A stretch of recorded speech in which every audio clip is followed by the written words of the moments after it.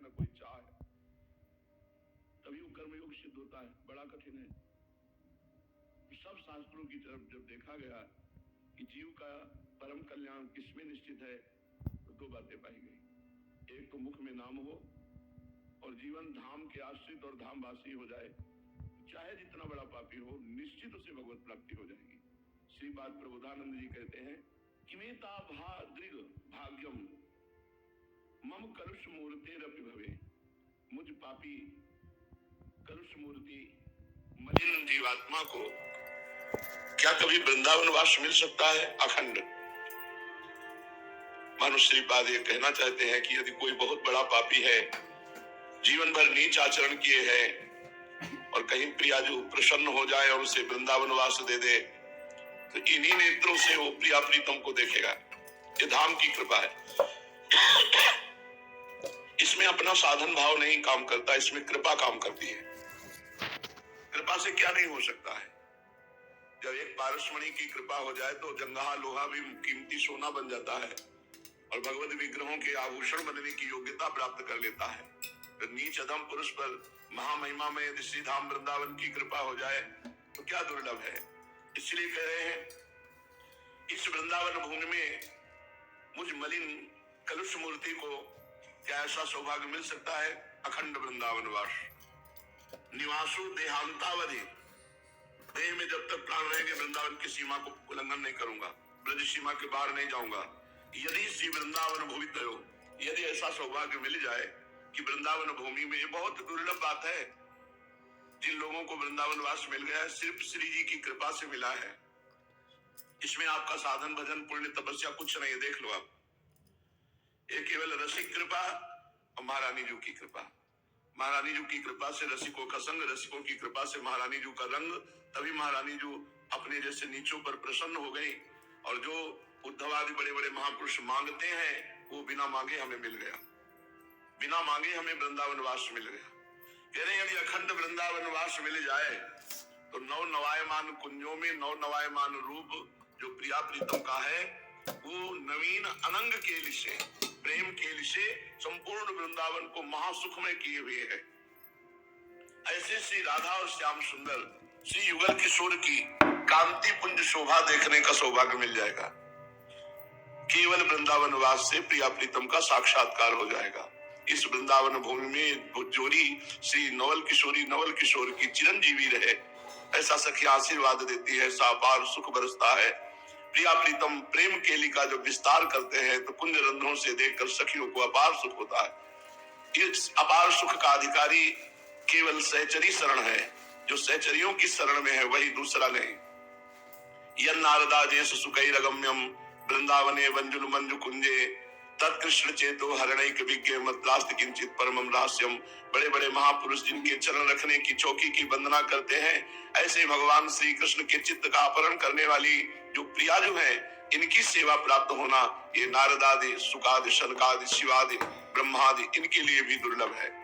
अपने लोगों को अधम जान करके श्री लाडली जी की सखियों ने कृपा कर दिया तो हमें वृंदावन वास मिल गया, हमें प्रियाजू की शरणागति मिल गई, हमें प्रिया प्रीतम की उपासना करने का सौभाग्य मिल गया। यदि आपको वृंदावन वास का संयोग बन गया है तो आप चूकना नहीं। तो अगर हमें मनुष्य शरीर मिला और हम सर्वस्व छोड़कर वृंदावन वासी बन गए तो जैसे वृक्ष को, पशु पक्षियों को वृंदावन अपने प्रभाव से प्रिया प्रीतम की नित्य लीला में प्रवेश दे देता है, ऐसे ही हमको भी प्रवेश दे देगा। हमको विचलित नहीं होना चाहिए कि मेरा मन नहीं लगता, मेरे मन में काम है, अरे ये परेशानी। शांत हो, सब वृंदावन कर देगा। जैसे हम किसी अस्पताल में भर्ती हो जाते हैं तो धैर्य पूर्वक भर्ती हो जाते हैं, थोड़ी पीड़ा होती रहती है पर विश्वास है कि डॉक्टर आएगा, औषधि देगा, ऑपरेशन करेगा, ठीक हो जाएंगे। ऐसे ही पीड़ा देने वाले काम, क्रोध आदि ये भवरोग हैं। हम वृंदावन रूपी महाअस्पताल में भर्ती हो गए हैं। प्रेमी रसिक रूपी सर्जन आएंगे, राधा नाम रूपी औषधि देंगे और कृपा करके अहंकार का ऑपरेशन कर देंगे, दैन्य बन जाएंगे, प्रियालाल की लीला में प्रवेश पा जाएंगे। ये सब वृंदावन कर देगा। आप केवल धैर्य पूर्वक वृंदावन वास कीजिए। जो वृंदावन में आ जाता है वो आनंदयिक घना कृतिस्व महसा नित्योत्सवम भासते, वो नित्य सच्चिदानंद स्वरूप को प्राप्त होकर प्रियालाल की लीला में पहुंच जाता है। धाम के वास का यह प्रभाव है, इसमें कोई संशय न करे। मायांधीकृत दृष्टि विष्टु कलितम नाना विकल्पात्मना। ये दृष्टि विहीन लोग जो माया में फंसे हैं, लड़का बच्चा रुपया पैसा मोह ममता पूरा जीवन इसी में नष्ट किए दे रहे, कोई अध्यात्म से मतलब नहीं है, ये विविध प्रकार के दुख भोगने वाले लोग हैं। मानव जीवन देव दुर्लभ जीवन प्राप्त करके थोड़ा भी भजन नहीं किया, थोड़ा भी श्री जी की शरणागति होकर उपासना नहीं की, तो इनका जीवन बड़ा दुख भोगना है इनको। जैसे संत महात्मा भजन करने वालों को आप दुखी देखते हो ना, शरीर पीड़ा विघ्न और अव्यवस्थाएं नाना, ये अनंत जन्मों के पापों का नाश हो रहा है। अब इनको दुख नहीं भोगना, इनको महासुख भोगना है।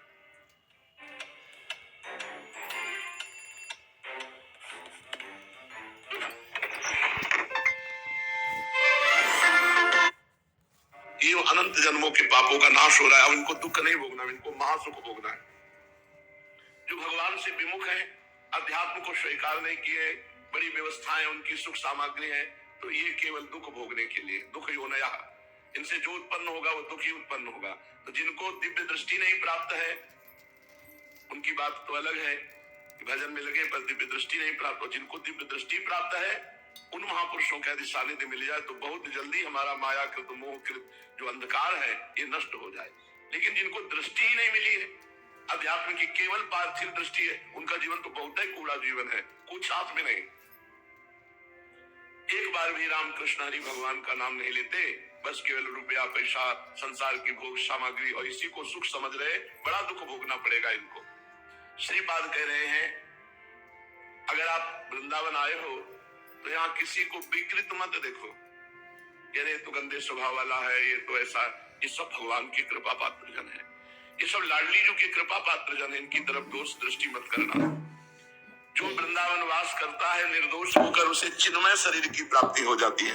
तत् वृंदा विपिनम कदादि वसतः श्याम में तनुष चिन्मयी, उन्हें चिन्मय देह की प्राप्ति, चिन्मय देह से ही प्रिया प्रीतम की सेवा होती है। जो चिन्मयानंद है, महान चैतन्य घन परमात्मा है, वही तुम्हें स्वरूप प्राप्त होगा वृंदावन की कृपा से। इसलिए जिनको वृंदावन वास नहीं मिला वो वृंदावन का आश्रय ले ले, खूब राधा नाम रटे, और जिन्हें वृंदावन वास मिल गया तो ये निष्ठा बना ले कि प्राण तजो बनना तजो कहो बात को लाख, प्राण छोड़ सकता हूँ, शरीर नहीं वृंदावन के बाहर जाने दूंगा, प्राण छोड़ दूंगा, शरीर को वृंदावन की भूमि से, पर इसी से भगवत प्राप्ति हो जाएगी। बहुत सरल महामहिमा में साधन है, पड़े रहो वृंदावन में। और जिनको ऐसा सौभाग्य नहीं मिला तो वृंदावन का आश्रय लेकर खूब निरंतर नाम रटने की चेष्टा करें। काम क्रोध लोभ मोह मद मत्सर सबको पीड़ा दे रहे हैं और सब इन्हीं के जाल में फंसे मोह निद्रा में समय नष्ट कर रहे हैं। तो बाबा जगा हुआ आदमी कब माना जाएगा? सब सो रहे हैं तो जगा हुआ पुरुष कब माना जाएगा? तो बोले जिसकी जिह्वा से सर्वदा भगवान नाम स्फुरित हो रहा है वो जगा हुआ पुरुष है।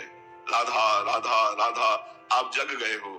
यदि आपकी जिह्वा से नाम स्मरण हो रहा है, नाम स्फुरण हो रहा है, तो आप जगे हुए पुरुष हैं। यदि निरंतर नाम चल रहा है, जिस समय नाम छूटा उसी समय मानो तुम्हें मोह माया ने अपने अधीन कर लिया, और जिस समय नाम चल रहा है उस समय मानो मोह माया को परास्त कर रहे हैं। आप मोह माया से ऊपर उठ रहे हैं। जिसका एक भी श्वास नाम के सिवाय अन्य वार्ता अन्य चिंतन में नहीं जाता, वही यथार्थ में जागा हुआ पुरुष कहा जाता है। वही मनुष्य, वही शरीरधारी, चाहे स्त्री हो चाहे पुरुष हो, वही जगा हुआ है जिसकी एक श्वास भी व्यर्थ न जाए, एक श्वास भी संसार प्रपंच के चिंतन में न जाए। सदा नाम लेते रहना समय का सदुपयोग है। नाम छूट गया समय का दुरुपयोग है। समय बड़ा कीमती है, ये पैसे से वापस नहीं आ सकता। 50 वर्ष के समय की कमाई से 5 मिनट समय आप अपने जीवन का नहीं बढ़ा सकते। 50 वर्ष का समय देकर जिस वैभव को एकत्रित किया, उस वैभव से 5 मिनट श्वासें नहीं खरीद सकते। आप विचार करो मूर्खता कितनी बड़ी कि हमने ऐसी कीमती श्वासें 50 वर्ष की भोगों में खर्चा कर दी।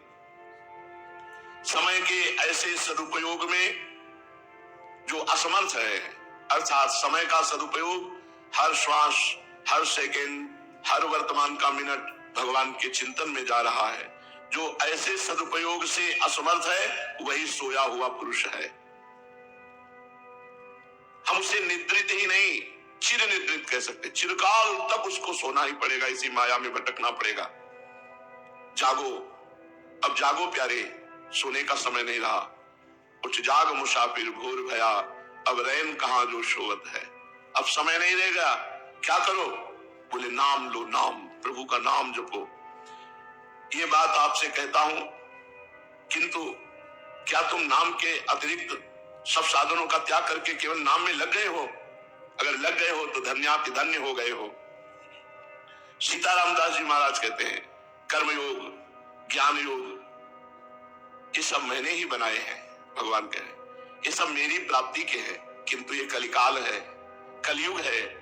इस युग में न यज्ञ करने के लिए विशुद्ध द्रव्य है, न शुद्ध मंत्र है, न सुयोग्य करता है।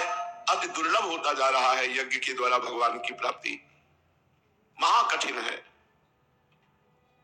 और भोगों की राग वृत्ति का त्याग करके निष्काम भाव से कर्म करना है तो और दुर्लभ बात हो गई। तो कर्म योग से भी भगवत प्राप्ति दुर्लभ, यज्ञ से भी भगवत प्राप्ति दुर्लभ। कलयुग में यति मिलना बहुत कठिन है। जो सांख्य धर्म के अनुसार वेदांत निष्ठा से चल रहा हो, तो वेदांत के द्वारा, सांख्य योग के द्वारा भी भगवत प्राप्ति बहुत कठिन है। क्यों? क्योंकि जिह्वा का लोलुप और जनेन्द्री का लोलुप, ऐसा कभी सांख्य योगी नहीं हो सकता। सांख्य योग में वो आगे नहीं बढ़ पाएगा।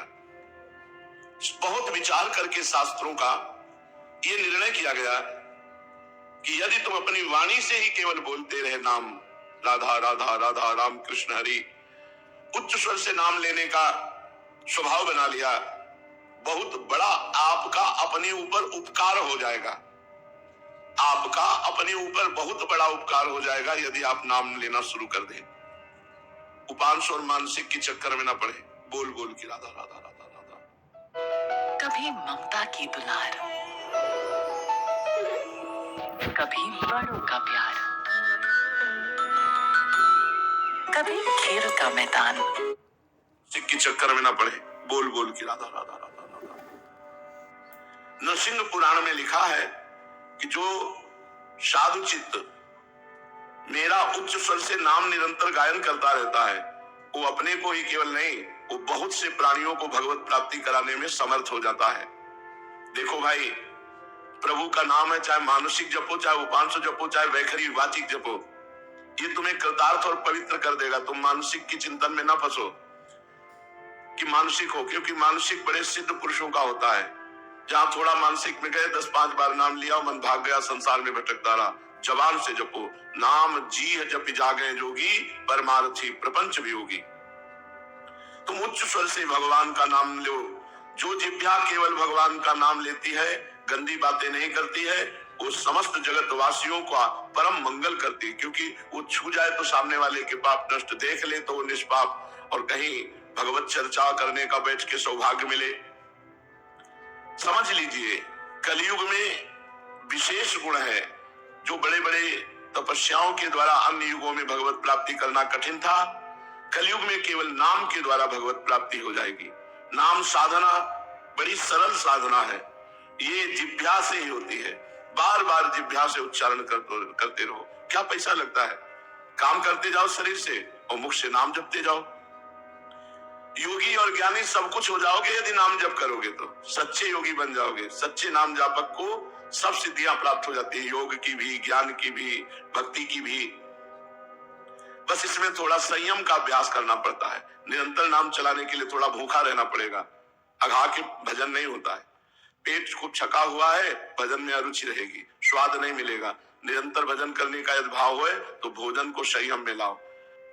शांति, आनंद, प्रसन्नता, संपूर्णतया दुख की निवृत्ति है मैं करता हूँ। जब कोई मेरा निरंतर नाम जप करता है तो उसे शांति प्रदान करता हूँ, समस्त दुखों की निवृत्ति हो जाती है। वो आनंद और प्रसन्नता से फूला रहता है। अरे प्रीतम, तुम चुप क्यों बैठे हो? क्या तुम्हें मेरी बात पर विश्वास नहीं हो रहा है? नहीं भगवान, ऐसी बात नहीं। मैं बहुत ध्यान से आपकी बात सुन रहा हूं। जब आप कह रहे हो तो मैं उस बात पर अविश्वास कैसे कर सकता हूं? लेकिन मैं अब हर समय कैसे नाम जप करूं? और दो बातें मुझे जला रही हैं। पहले तो ये कि मेरा इतना समय व्यर्थ चला गया, इसलिए मैं जल रहा हूं कि इतना कीमती नाम मैंने जपा नहीं और अपना इतना समय व्यर्थ दे दिया। और दूसरा, जपने का प्रयास करता हूं तो मन नहीं लगता है। अगर जप होने भी लगता है तो कभी धन की लालसा हो जाती है, कभी काम वासना से लिप्त हो जाता हूँ, कभी यश की चाह हो जाती है, कभी सुंदर स्त्री से मिलने की चाह हो जाती है या सुंदर पुरुष से मिलने की चाह हो जाती है। मैं क्या करूं? मैं नाम जप को बढ़ा नहीं पा रहा हूं, बचा नहीं पा रहा हूं, बचा नहीं पा रहा हूं, इसलिए मैं बड़ा दुखी हूं। आपके चरण कमल अब थाम लिए और मैं अपने आंसुओं से आपके चरण कमलों को सींचता हूं। अब आप ही मेरी सहायता कर दीजिए। बाबा बोले, वत्स, वाह वाह वाह, यही तो बात मैं चाह रहा था कि तुम अपने आप को मेरे को समर्पित कर दो। अपने में असमर्थता देखो। अब तुम चिंतन मत करो, अब तुम रो, यही सोच सोच के रो, रुदन करो, खूब रो। तुम्हारे हृदय की मलिनता आंसुओं में बह जाएगी। भक्त जब आंसू बहाता है तो उसका हृदय स्वच्छ हो जाता है। आंसू निकलने का मतलब है पवित्र हृदय, कोमल हृदय, द्रवित हृदय। और जिस आंखों से आंसू गिरते हैं उसके हृदय पर भगवान अपना आसन जमा लेते हैं। पवित्र हृदय, निर्मल मन जन सो मोहि पावा। भगवान उसके निर्मल हृदय में सदा सदा के लिए आकर बस जाते हैं। जिसके हृदय में नाम का प्रभाव उतरा, कोई कामना नहीं, कोई चाह नहीं, तो भगवान अपने आप उसके हृदय का आसन बनाकर उसमें सदा सदा के लिए बैठ जाते हैं। जाहि न चाही कबहु कछु, जाहि न चाही कबहु कछु, तुम सन सहज स्नेह, तो बसव निरंतर तास उर सो राउर निज गेह। निज गेह में अपने घर में जैसे आके रह जाता है, ऐसे भगवान उसके हृदय में आकर बैठ जाते हैं। देखो, नाम जापक के द्वारा अंतर और बाह्य दोनों पूजाएं अपने आप संपन्न होते हैं। अगर वो कोई पूजा न करे, केवल नाम जप कर रहा है, तो भगवान बाह्य पूजा और अंतर पूजा दोनों मान लेते हैं नाम जापक की। और इस पूजा की सामग्री है आंसू। राधा राधा राधा राधा, और आंखों से आंसू, बहुत बढ़िया पूजा हो गई। भगवान बहुत प्रसन्न हो जाते हैं इसी पूजा से। मेरी अंतर और बाह्य पूजा हो गई और उसका उपचार है अश्रुजल। अश्रुजल ही मेरी पूजा है। इस सामग्री से मेरी पूजा जो कर सकता है तो उसका फल होगा तत्क्षण भगवत साक्षात्कार, तत्क्षण शांति, तत्क्षण आनंद। जब रुदु सुश्रम राजन कृष्ण दर्शन लालसा, तो तासा महावीर भूत चौरी, इसमें मान मुखाम्बुजा पीतांबर धरा सृगवी साक्षात मनमत मनमता। करोड़ करोड़ कामों को मूर्छित करने वाले भगवान उसी समय गोपियों के बीच में प्रकट हो गए, जिस समय सब एक स्वर में रोने लगी भगवान की प्राप्ति के लिए। बाबा कह रहे हैं, वाह वाह, खूब रो खूब रो। जितना रोगे उतना तुम्हारा हृदय निर्मल होगा, और निर्मल हृदय में ही प्रभु आकर के अपना आसन जमा लेते हैं। फिर प्रभु की आंतरिक और बाह्य दोनों पूजाएं होने लगती हैं। आंखों से अश्रु झर रहा है, मुख में नाम चल रहा है। बड़ा पवित्र जीवन, बड़ा पवित्र जीवन। तो रो खूब प्यारे, खूब रो, रुदन करो। जिह्वा से हरि हरि बोलो, राम राम बोलो, राधा राधा बोलो, आंखों से आंसू बहाओ। यही बहुत पवित्र जीवन है, यही शुद्ध भक्ति है। जब तुम्हारी छाती के वस्त्र भींज जाए इतने आंसू गिरे। आंसू भगवान को बहुत प्रिय है, पर निर्मल आंसू। मलिन आंसू कौन से होते हैं? जो संसार का चिंतन करके दुख का, किसी घटना का, किसी व्यक्ति का फिर रोया जाता है, वो मलिन आंसू होते हैं। और जो भगवान का चिंतन करके अश्रु प्रवाह हो रहा, भगवान के लिए विकल आंसू बह रहे, वो निर्मल आंसू होते हैं। जो अश्रु जल से मेरी पूजा करता रहता है वो भक्त मुझे खरीद लेता है। मैं अन्य किसी सामग्री से उतना प्रसन्न नहीं होता जितना अश्रु से प्रसन्न होता हूं, आंसुओं से प्रसन्न होता हूं। हे दयाधन, हे भगवान, दिन रात खूब विषय सेवन किया है तो मेरा हृदय तो मरुभूमि हो चुका है, उपजाऊ भूमि नहीं है, ऊषर भूमि बन चुका है। मेरी आंखें मलिन देख देख करके भी पथरा गई हैं। मुझे लगता है कि मैं कितना भी हरी हरी रटू, राधा राधा रटू, मेरी आंखों में आंसू नहीं आएंगे, क्योंकि आज तक कभी नहीं आए, मुझे लगता है आगे नहीं आएंगे। पूज्य बाबा, अरे प्रीतम, तो निराश हो गया? आंसू आए तो ना आए तो तुम केवल प्रेम पूर्वक मेरे प्रभु का नाम जप करो, फिर देख लेना आगे। तुम केवल नाम लेते रहो। हम कह रहे हैं अगर नाम जप करोगे तो हृदय चाहे काष्ठ जैसा हो, पाषाण पत्थर जैसा भी क्यों न हो, वो पिघल जाएगा और तुम्हारे हृदय में प्रभु प्रकाशित हो जाएंगे। तुम केवल नाम जप करते रहो। अरे तृपित त्रसित शांत क्लांत जीव, तुम क्यों दुखी हो रहे हो? तुम केवल मेरा नाम जप करके देखो। फिर कहता हूं, केवल मेरा नाम जप करके देखो। तुम नाम जप करोगे तो स्वयं नाम के द्वारा अपना कल्याण कर लोगे और नाम का प्रचार प्रसार करके बहुतों जीव